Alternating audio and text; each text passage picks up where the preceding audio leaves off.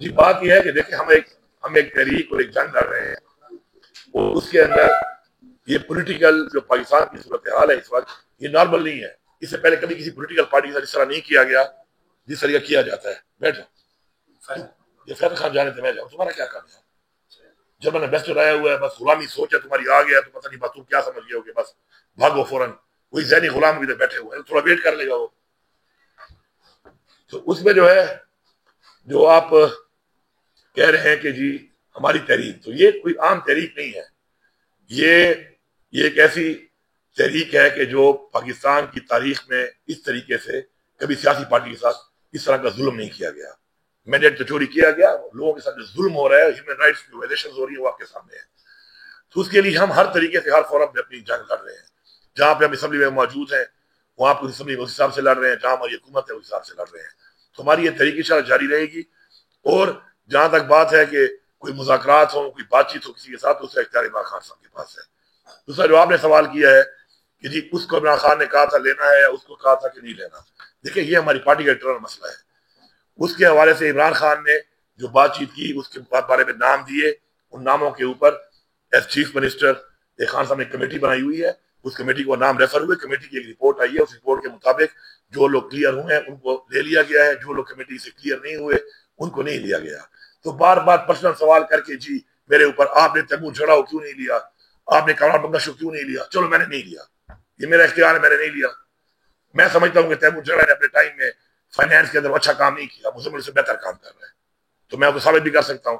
لیکن یہ پرسنل سوال جو آپ پارٹی کے کرتے ہیں، جی آپ کا کوئی تعلق ہوگا، آپ کا بھائی ناراض بھی ہو رہا ہے کہ آپ نے کیوں کہا، تو آپ کا تعلق اس سے ہوگا. تو اپنے تعلق والے سوال آپ انڈیویجول کے سوال آپ نہ کیا کریں. جی اوکے، تھینک یو.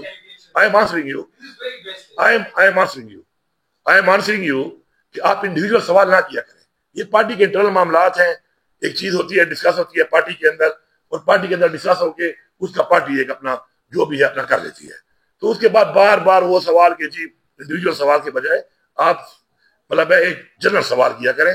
تو اس کے اندر میں سمجھتا ہوں کہ مزمل اسلم اچھا کام کر رہا ہے، بہتر کام کر رہا ہے، مجھے اپنی ٹیم کے اندر وہ بہتر لگ رہا ہے. تو میں اگر اس کو نہیں لے رہا تو یہ میرا پرسنل فیصلہ ہے. خان صاحب کو میں نے مطمئن کیا ہوا ہے نا، خان صاحب نے دوبارہ نہیں کہا مجھے نا، خان صاحب نے پیغام بھیجا، اس کے بعد میری ایک ملاقات ہوئی، ملاقات کے بعد نہیں ہوا. اس کا مطلب کیا ہوا کہ خان صاحب مطمئن ہے. خان صاحب مطمئن ہے اور خان صاحب دوبارہ کہے گا تو میں خان صاحب سے کر لوں گا اس کے بعد. یہ تو ہو گیا آپ کا اس سوال کا جواب. دوسرا جو آپ نے بات کی ہے ریگارڈنگ باجوڑ کی، دیکھیں اس وقت صوبے میں دہشت گردی کے جو معاملات خراب ہوئے ہیں وہ ہوئے ہیں بیسیکلی پی ڈی ایم کے آنے کے بعد. بالکل حالات ٹھیک تھے جب پی ڈی ایم کی حکومت آئی ہے، عمران خان کی حکومت سازی کے تحت ہٹائی گئی ہے، اس کے بعد حالات دوبارہ خراب ہوئے ہیں. اور حالات خراب ہونے کی وجہ سے اس وقت صوبے کو جب میں آیا تو صوبے میں جو پرسنٹیج چل رہی تھی پر ڈے کی، تو وہ 1 سے 2 شہید آرمی کے اور 1 سے 2 شہید پولیس کے پر ڈے پہ تھے. اور ہم اس کے لیے I am very clear on that کہ دہشت گردی کے خلاف جنگ میں ہم نے وہ کام نہیں کیا جو ہمیں کرنا چاہیے تھا. ہم اس کے لیے تیار ہی نہیں تھے، نہ ہمارے پاس وہ اکوپمنٹس، نہ ہمارے پاس وہ تیاری اس چیز کے کہ ہم اتنی بڑی دہشت گردی کی جنگ کرتے. ہم نے اس پہ کام نہیں کیا تھا. ہم نے اس پہ پھر ورک کیا ہے، کوشش کی ہے، مزید کر رہے ہیں، انویسٹ کر رہے ہیں اس کے اوپر کہ ہم نے اس کی روک تھام کرنی ہے. اب آج صبح بھی بنو میں ہمارے پولیس لائن کو حملہ ہوا ہے. تو بات یہ ہے کہ جب تعداد بہت زیادہ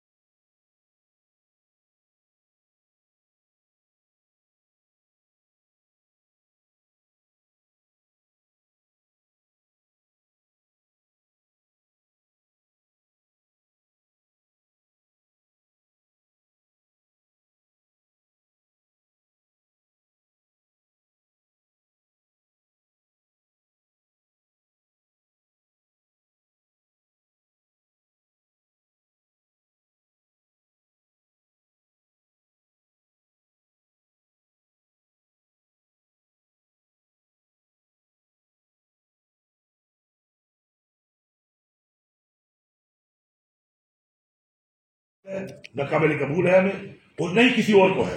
تو اس کے لیے یہ ظاہری بات ہے کہ آئی بی اور جو انٹیلیجنس بیس آپریشن وہاں پہ ہوتے ہیں ہمارے، وہ جب بڑی مقدار میں آ جاتے ہیں تو ان کی نسبت پھر وہ بڑی لڑائی بن جاتی ہے. کہ 100 بندے سے لڑنے کے لیے آپ IBO نہیں کر سکتے، پھر آپ کو 500-700 بندے کی فورس لانی پڑتی ہے، یہ کلیئر کرنا پڑتا ہے سخت لڑائی کے اندر کلیکٹر ڈیمیج نہ ہو.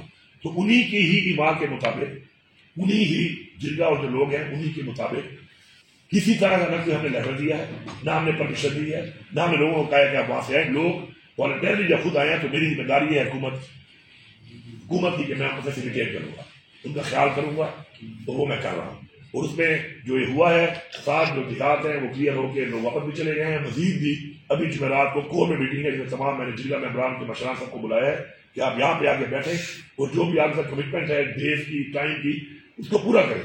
کیونکہ میں ہمیشہ سے اس بات کا قائل رہا ہوں کہ جب میں آیا تو 2019 میں جو ایک چراغ کے گاؤں خالی کرائے گئے تھے تو ان سے وعدہ کیا گیا تھا 14 دن کا، اور جب میں آیا تو پتا چلا کہ واپس نہیں گئے. 2-3 گاؤں میں نے ہی واپس بھیجے اتنے سالوں کا. تو لوگوں کا اعتماد نہیں رہا اداروں پہ، فورسز پہ اور حکومتوں پہ.